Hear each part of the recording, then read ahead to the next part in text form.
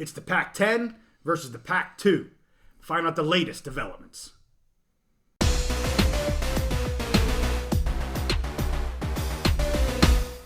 Conference realignment is back in the news, and we're back on the Big Mountain, where we bring you a detailed focus on the Big Ten and the Mountain West. Here we go again, Steve. We got an update on the Pac-12, what is now looking like the Pac-2 versus the Pac-10. And if you're new to this channel, I'm JY. This is my good friend Steve, and we are going to unravel what now has been brought forth in new filings with the courts here on October 9th. And that is really getting the Pac-10, those members that are leaving the Pac-12, involved in these litigation matters. So let's take a step back real quick, just in case people aren't aware. There was a temporary restraining order issued in this case. That hearing is now set for, the preliminary injunction hearing is now set for November 13th. And for submitting deadlines, the submitting deadline for that is October 13th, so just in a day or so, to produce documents for that hearing. On October 9th, the University of Washington has put a motion to intervene in the same court, in the Whitman County Court here in Washington State. And, we're going to unpack this. We read over what that motion to intervene. They actually have two motions. One is a motion to intervene. Another is a complete motion to dismiss.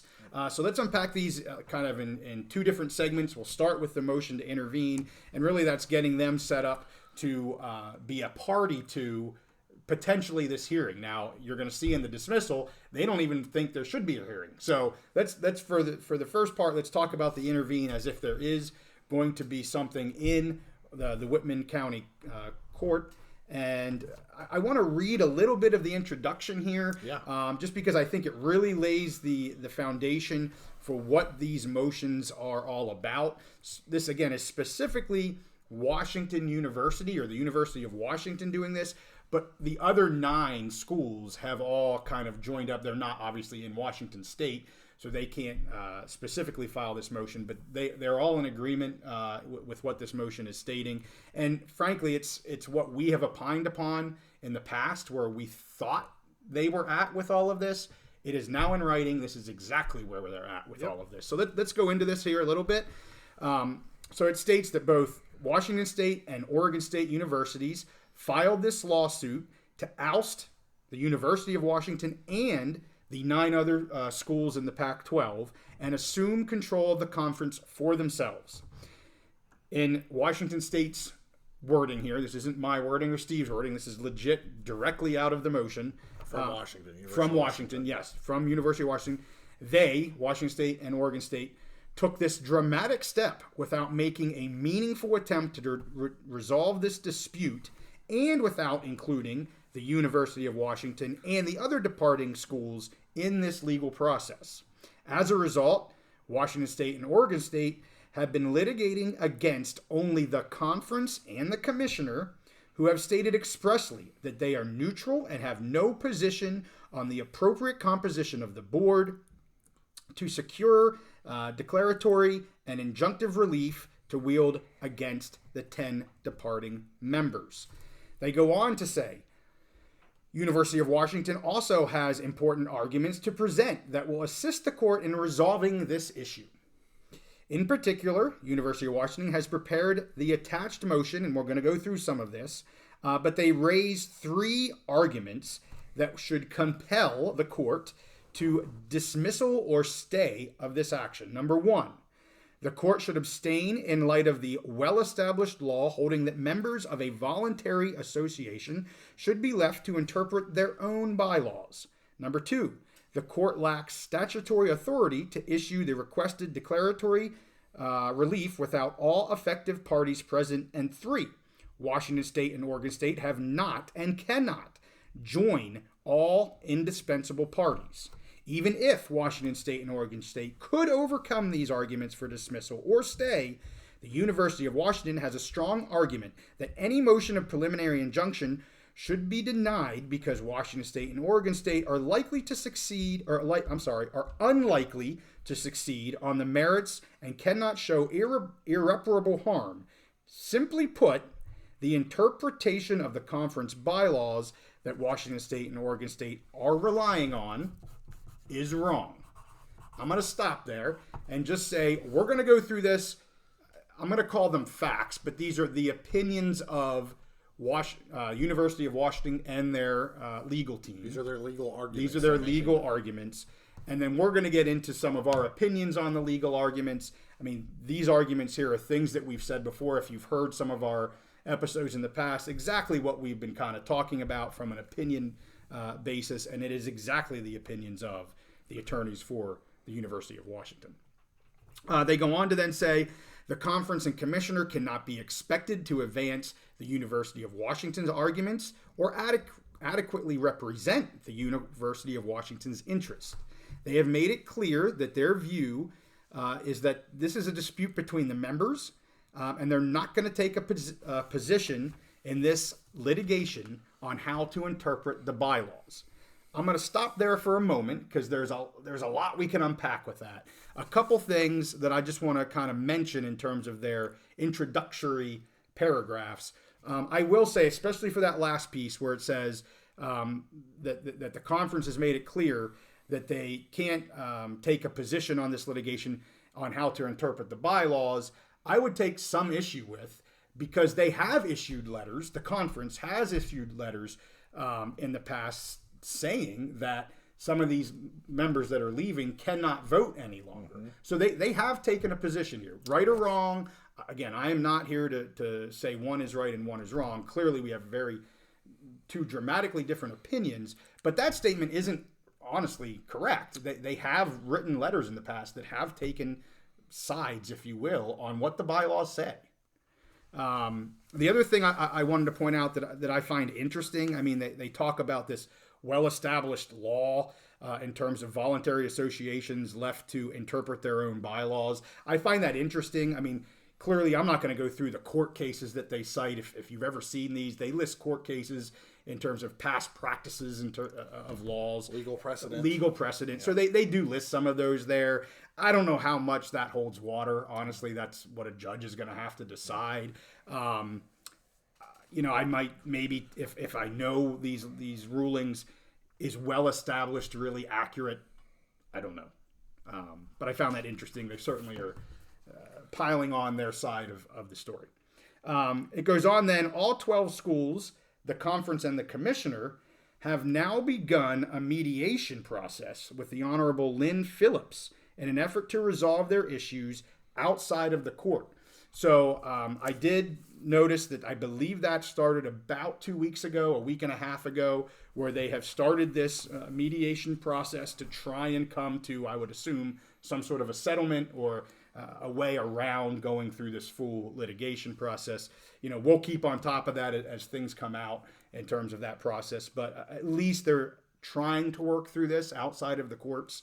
The little bit that I heard and read said that there's been some productive meetings and productive dialogue on that. So at least it's happening. Yeah. That's what I'll say to that. At least it's happening. Let's get into the details here. So the three arguments for dismissal we'll get into in a bit, because again, there's a whole nother motion for dismissal. So I'm going to put that aside. It gets into that here with the intervene, the motion to intervene, but we're going to hold off on that here for a little bit. The arguments that they make here is kind of fourfold. It says the court should grant this motion to intervene under these following reasons, the four requirements. So requirement 1 is a timely application for intervention. Item 2 is that the applicant claims an interest in which is the subject of the action. Item 3 is that the applicant is so situated that the disposition will impair or impede the applicant's ability to protest the interest. And 4, the applicant's interest is not adequately represented by the existing parties.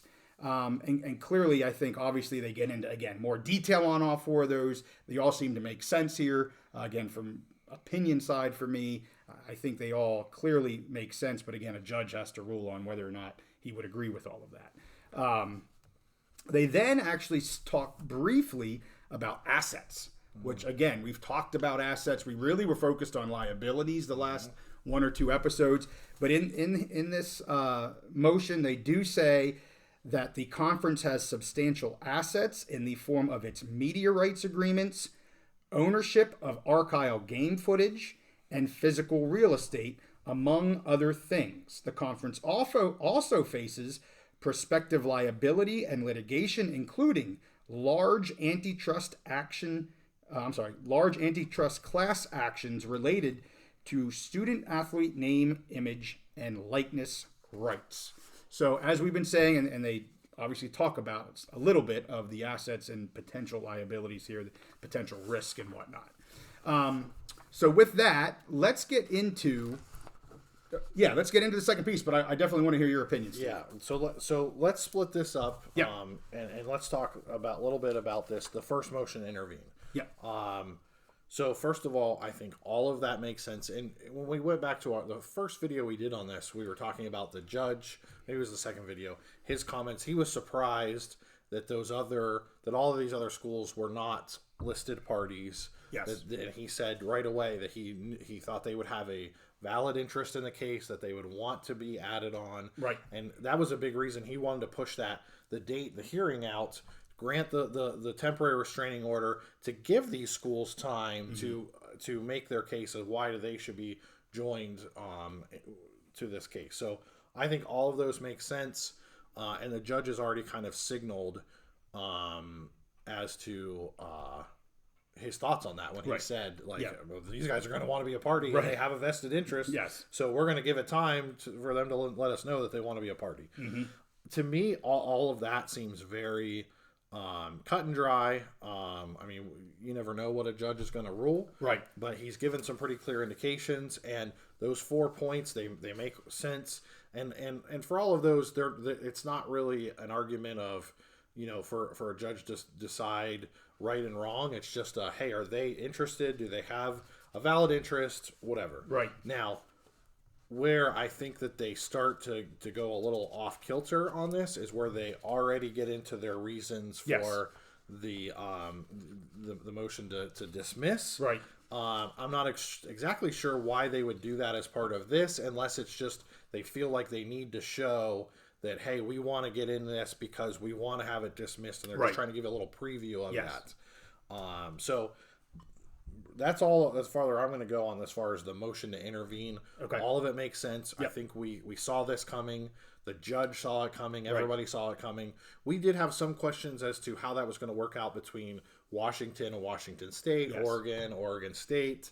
But really with this motion, and they're not necessarily saying that they're actually taking an opposite side of the case per se, as so much as they want to be a part of the case, a party, and be able to make arguments. They're not outright suing each other in this case yet. Correct. And the last thing I'll say on this is going back to there was some controversy about that temporary restraining order. Right. We didn't know how that was going to go at the beginning, and there were people that were mad one way or the other. But really, it makes a lot of sense when we look back on it, because it does. This makes sense. For these other parties should be heard, at least for somebody to determine, are they still voting members or are they not voting members? Right. And everything moves so fast at the beginning. This gave them obviously a lot of time to prepare. Right. Some lengthy legal arguments. So that's all my thoughts on the motion to intervene. Yeah, and it ends with the fact that University of Washington, and really what we're talking about here is really Washington State and the University of Washington, because this was filed in the state of Washington. So while it is a PAC-10 versus a PAC-2, in terms of the court battle right now, it's really University of Washington versus Washington State. For now. And we've talked about, does this get to the federal level, or what does that look like? And even for now within Washington, I don't know how that all plays out. But for now, the front line of this battle is Washington State and University of Washington. And we've talked about this case and cases like this being basically a chess match, and it's move, counter move. And Washington and Oregon, they made the decision, or Washington State and Oregon State, they made that initial decision to file in the state of Washington. Correct. Because let's be honest, it was a smart legal decision to do that, because they thought they could get a friendly court, a friendly jurisdiction. Right. That's why they filed there in Washington. And so now the counter move is the University of Washington to now file and get involved. Yep. And we may see some further counter moves to maybe even move this out to a federal court. Right. But that's another conversation for another time. We're not there yet either. So but they just state that they will articulate, they being the University of Washington, will articulate their arguments more effectively than the conference or commissioner, given the fact that they have professed neutrality, which is exactly what happened in the temporary restraining order hearing. Yes, and there was one other thing I wanted to add on that. So you mentioned they're making the argument that the conference cannot adequately advocate for them or argue for them. Yes. And you mentioned that, the conference kind of did do that by setting that notification before. They attempted to do that. But I can definitely see Washington's point here that, maybe they attempted to do that before, but they can't adequately advocate for all these other universities' positions because they're caught in the middle. Correct. So, and I totally agree. I completely agree with that. So let's get to the motion to dismiss. Again, there's some introductory information here. I'll go over that. They talk about that. They take notice that November 14th at 2 p.m. is when the council is to be heard in this. And they talk about, they move to, or they're asking the court for an order of dismissing the plaintiffs, which is Washington State and Oregon State's complaint, based on, again, some of this is going to have crossover. I mean, a lot of what they put in their first motion is going to carry over to the second.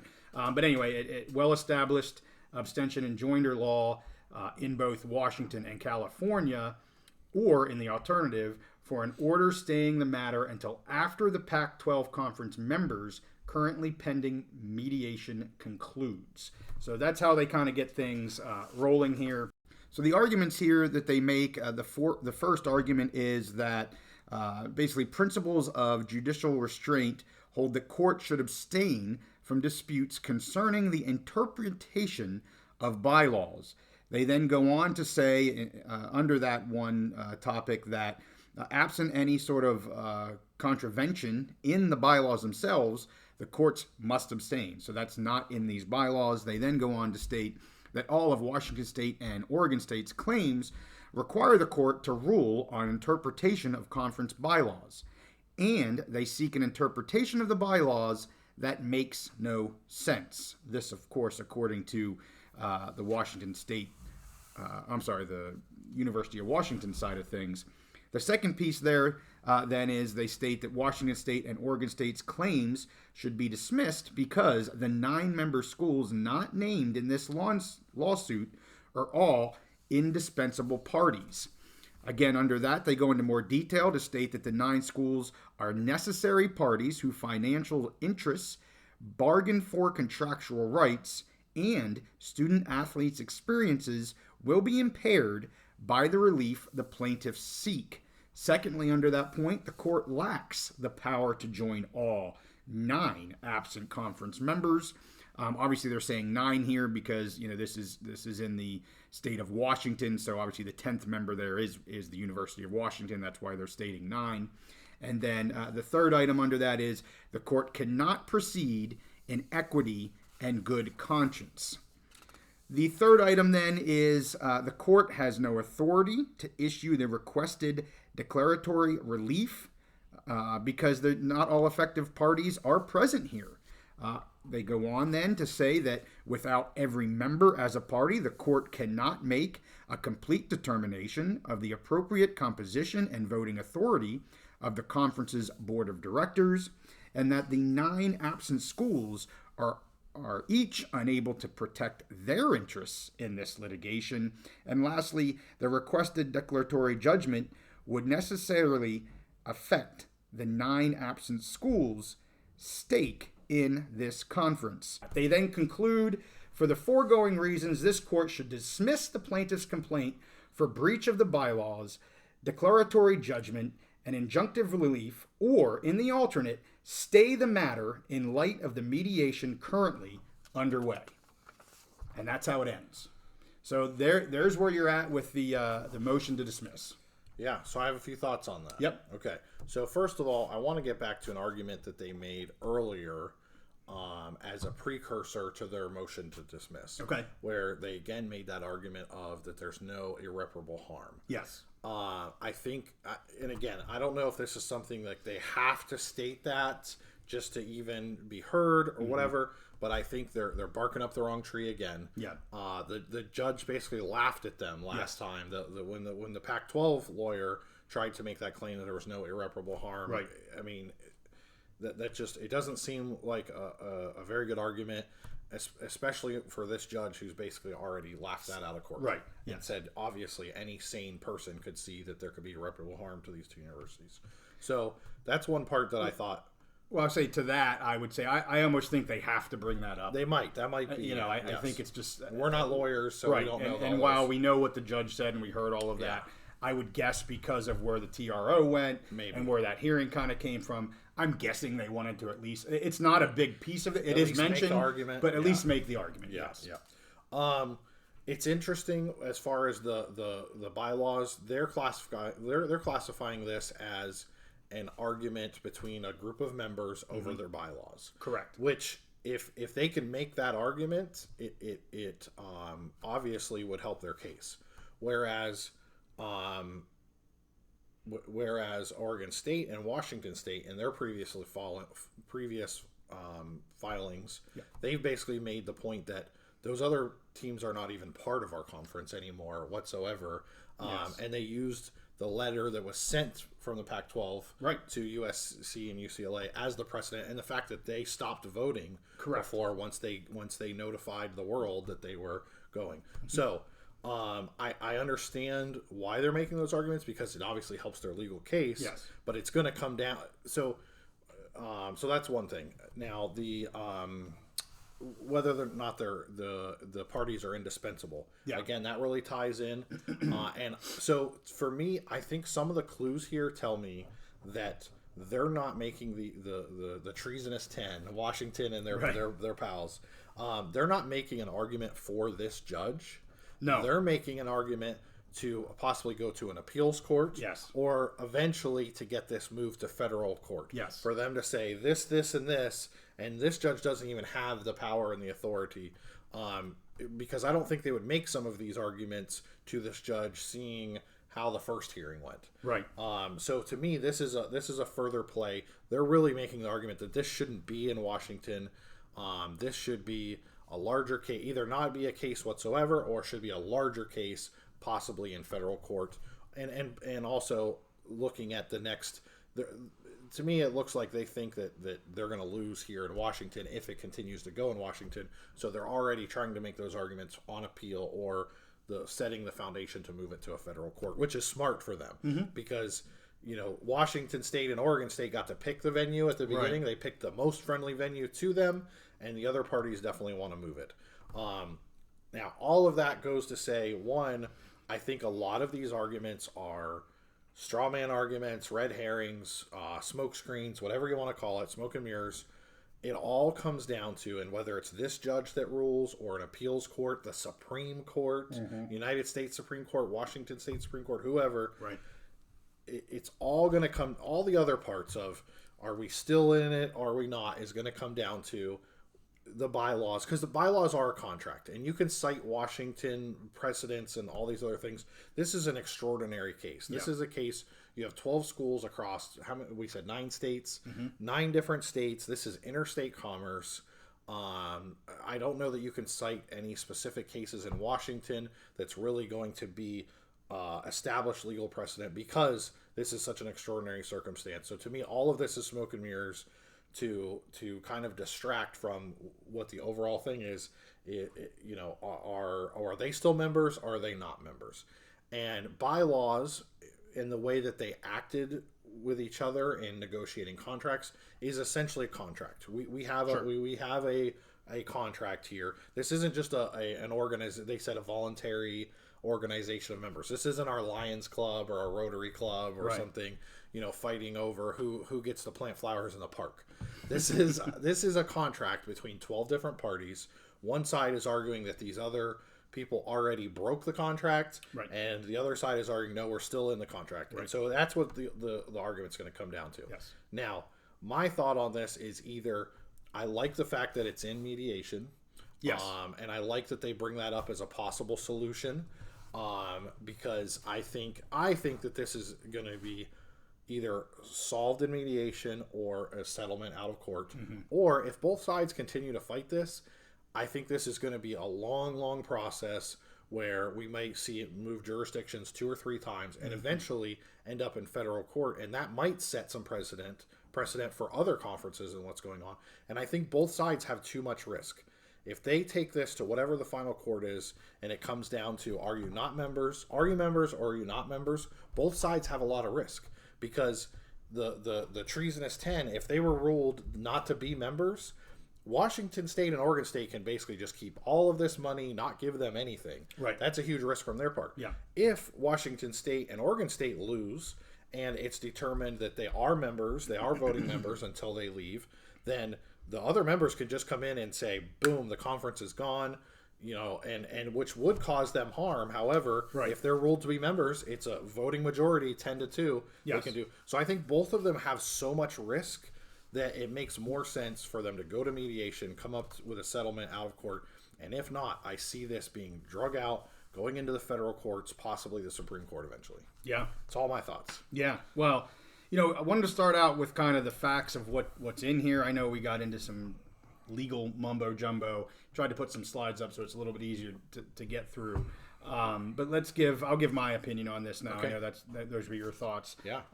I'll start by saying I agree with the fact that I think the most likely outcome right now is some sort of a settlement through mediation or whatever the case may be. I think that is the most likely outcome.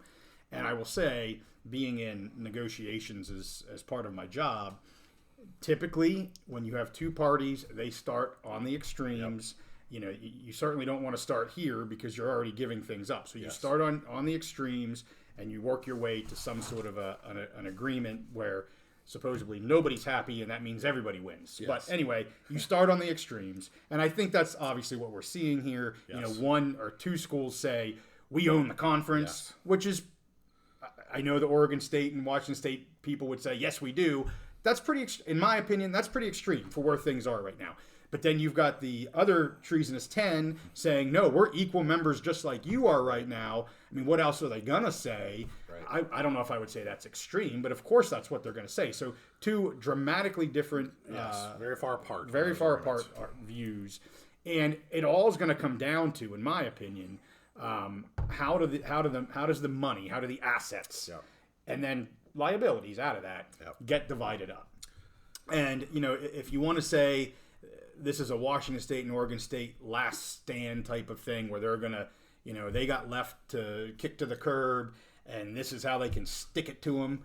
Maybe that's the case. I don't know if it is or isn't, but I certainly would feel that way if I was one of those 2 schools, and I'm going to do anything I can to make it difficult on everybody else that kicked us to the curb. So there's definitely emotion in that, and as time goes on, there's still emotion, but, that your head becomes a little clearer, your emotions a little less, and you can think a little bit more clear. So I'm happy to hear that mediation has started. I'm happy to hear that supposedly they're having productive conversations. That's all good stuff for these schools. I will say, I also pretty much agree. I mean, I think this motion to dismiss is 100%. If you're going to do this, it is outside of Washington State, and it's at the federal level. That's 100% what it is. It's basically saying, hey, Judge... you don't even have the power to decide this. So why are you even looking at this? Levy, I think it is Levy. I think I said Libby, and I got corrected. Levy, I think it is. Levy, this isn't even in your wheelhouse or jurisdiction. You can't even do anything here. It's Nunya. It's Nunya. And personally, I think that holds a lot of water based on what we're dealing with multiple states and universities, different types of universities. We've already gone over that kind of stuff. We said it from the very beginning. I think this yes, I think this dismissal holds a lot of water. That's not pro University of Washington and anti Washington State and Oregon State. That's just my opinion on what actually makes sense here with different schools in different states. So I personally, I think the motion to dismiss makes sense. That doesn't mean there's not going to be another hearing someplace, as you already pointed out. I will say the motion to intervene, there was some wording. I mean, I left out a lot of the emotional stuff, but they went at them. I mean, the University of Washington went at Oregon State, and specifically Washington State, saying, you didn't include us from the very beginning. How dare you? We should have been a party to this from the beginning. I mean, they went at Washington State pretty hard. I mean, and again, we've talked about how these treasonous 10 are off to greener pastures, so what do they care? But I can tell you, they care. They're trying to get their money on the way out They're the door. trying to get their money, and they don't want their schools rubbed through some sort of mud, even though they're going to end up okay. How dare these schools rub, University of Washington and the Ducks well, how dare you drag us through the mud? We've done nothing wrong. Opinion of theirs. I know, again, our Cougs and Bees fans will say they've done all kinds of wrong. Screw them. But there's two sides to this story, and so I guess those are my opinions on all of this.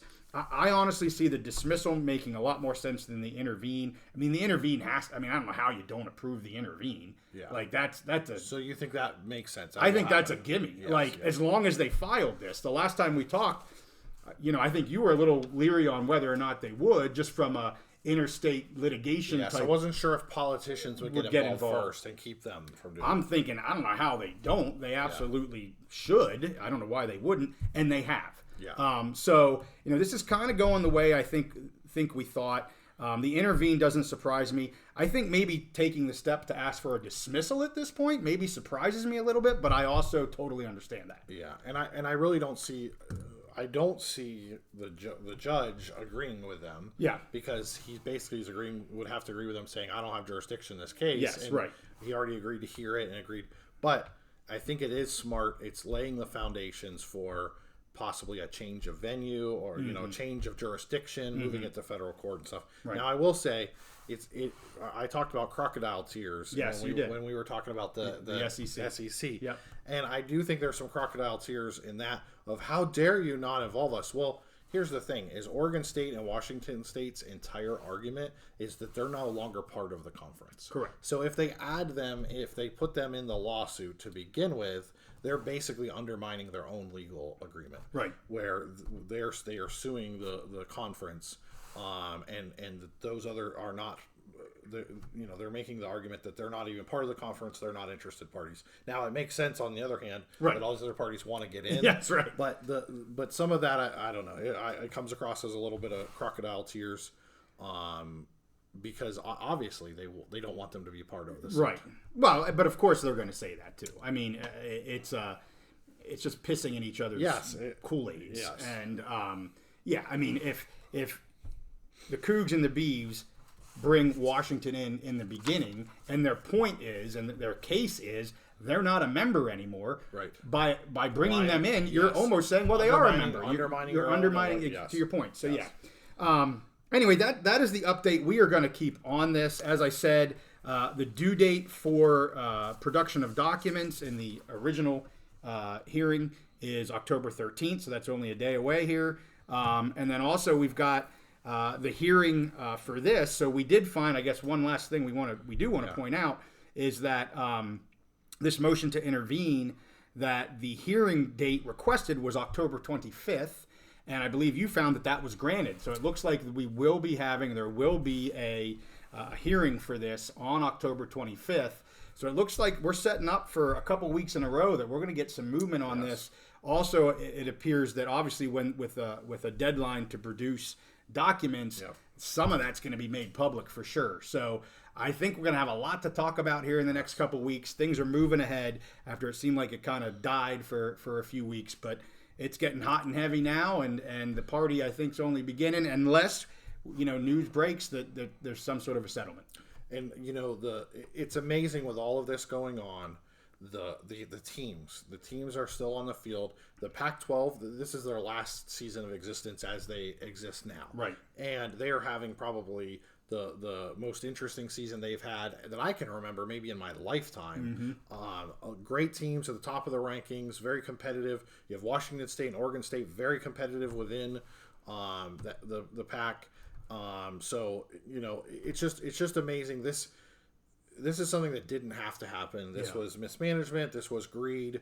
And that brings me to my final thought is all of this stuff, it is exciting. I'm a Big Ten fan. I'm interested I'm excited about Washington and Oregon joining the Big Ten. I'm just going to be honest. But at the same time, I do feel for those student athletes, Washington State and Oregon State, all these other people that are making the decisions, making all the money, making all the decisions, and it's the student athletes that are going to suffer, probably going to have to travel longer distances. They have uncertainty about their future.